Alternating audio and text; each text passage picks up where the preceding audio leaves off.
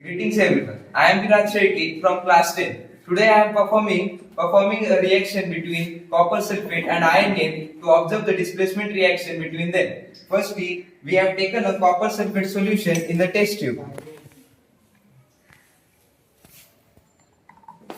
And in the second test tube, we have also taken a copper sulfate solution for our reference. Then we have to put this iron nail tied with the thread in one of the test tubes.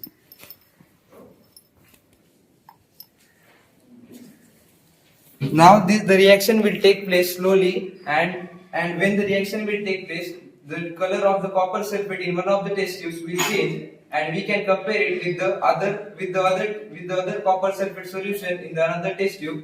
Now we will observe it after 30 minutes.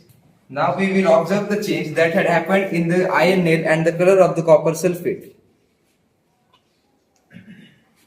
Now as we can observe that this color of this iron nail has changed as compared to the other reference iron nail that we have taken, and also the color of this copper sulfate solution has also changed due to the reaction, and the change can be observed by comparing these two colors.